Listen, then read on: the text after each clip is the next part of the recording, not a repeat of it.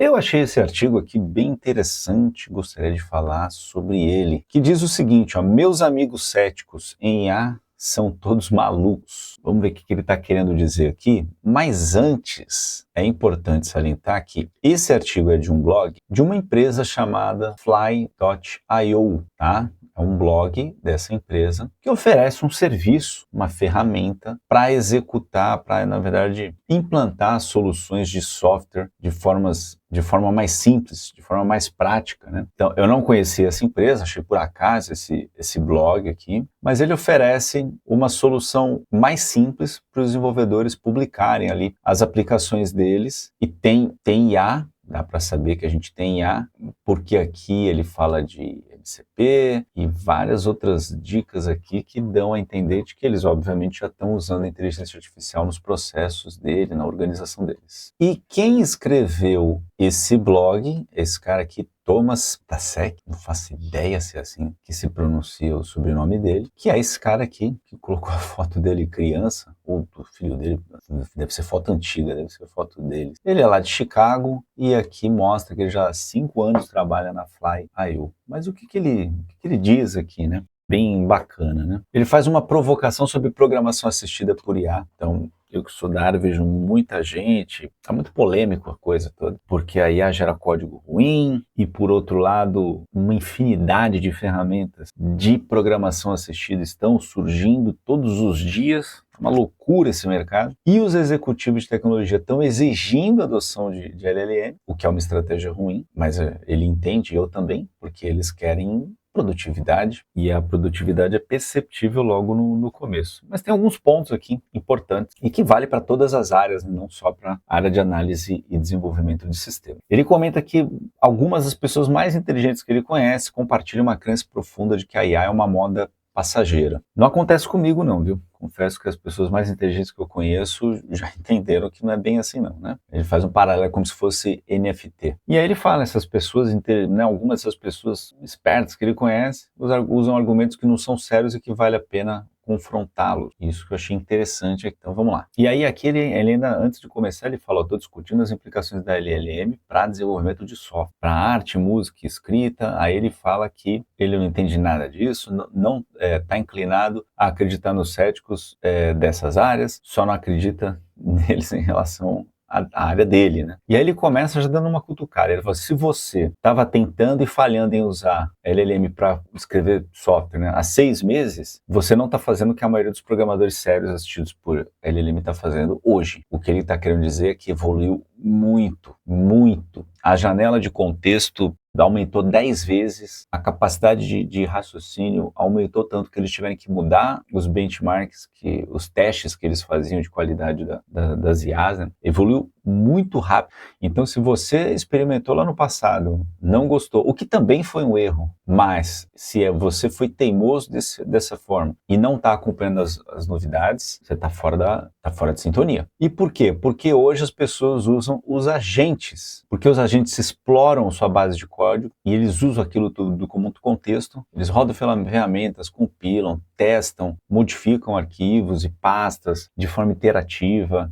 É outra pegada, né? Então aqui ele fala tudo que eles fazem aqui, ó. Inclusive chega a interagir com o Git, fazer integrações usando MCP, tudo meio que automático, né? E aqui ele explica tudo que dá para fazer com essas ferramentas agênticas de hoje que são muito poderosas, como o Cursor, o Windsurf, o Codex CLI da OpenAI, o Julius que o Google lançou recentemente, todas essas ferramentas especificamente para código, né, ferramentas agênticas para código, elas são muito poderosas. Mas aí logo ele faz uma crítica em relação à forma de uso, né? Então ele pergunta assim, você é um youtuber vibe coding? Você não consegue ler o código? E aí ele faz assim, sim, observação perspicaz. Caso contrário, que diabos que está errado com você, né? E aí ele fala aqui, ó, você sempre foi responsável pelo que sobe lá para, né, mesclar o principal, colocar lá no main.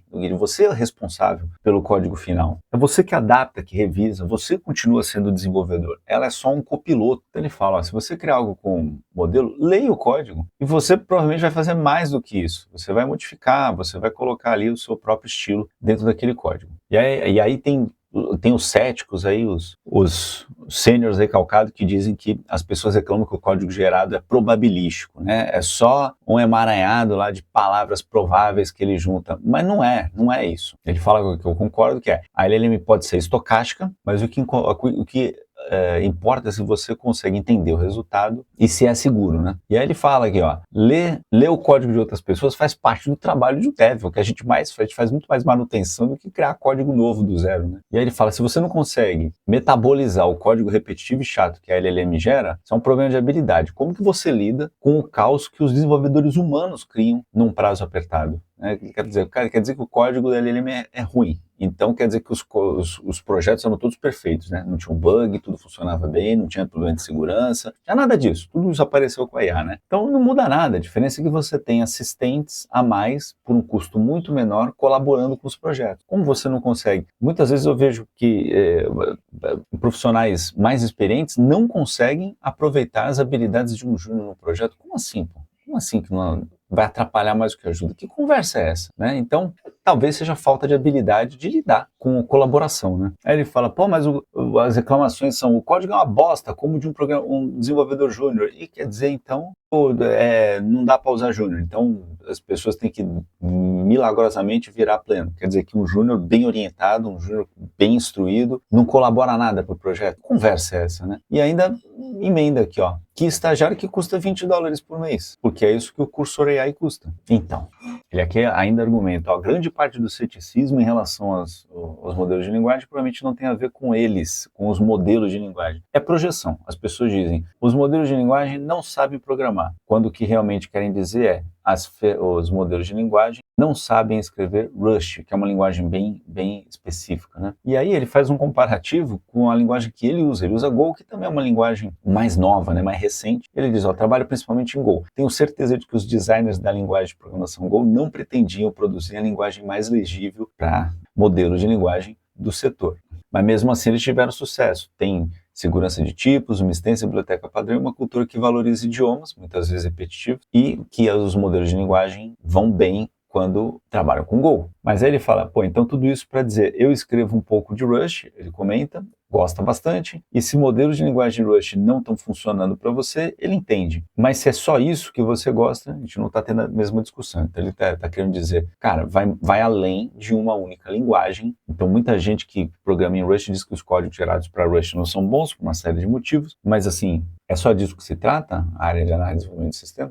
E ele brinca aqui no final, ele fala, eu acho que isso vai ficar mais claro no próximo ano. A arrogância dos garotos descolados em relação aos papagaios estocásticos e ao vibe coding não sobrevive a muito mais contato com a realidade, e diz que quando eles passarem por essa afetação, eles vão se tornar agentes de codificação muito mais eficazes do que eles são hoje. E aí a gente pode somar isso a artigos como esse aqui, ó. O novo analfabetismo não se trata de saber ler ou escrever, trata-se de usar a IA como um oráculo e não como uma ferramenta. Também é o que eu sempre digo, você tem que usar ela como um copiloto, não como uma outra, não é para largar tudo na mão dele. Se você largar na mão de uma IA, mesmo a gente, que ela faça o trabalho inteiro sozinho, você vai se dar mal. Porque se ela tivesse conseguindo fazer o trabalho sozinho, hoje, onde é que estão os múltiplos softwares? Por que não estão refazendo um competidor de FIFA, Soccer ou do Fortnite? Por que não está aparecendo aí? Pô, é tão fácil, é só criar um monte de agente e botar eles para programar ainda. Ia sair jogos assim complicados todos os dias, né? E aí esse artigo é legal porque ele fala, ó, não saber programar não é um problema. O novo analfabetismo consiste em usar IA a partir de uma indicação vaga, como o Google, uma calculadora, vitaminados, né? Quer dizer, você não pode confiar,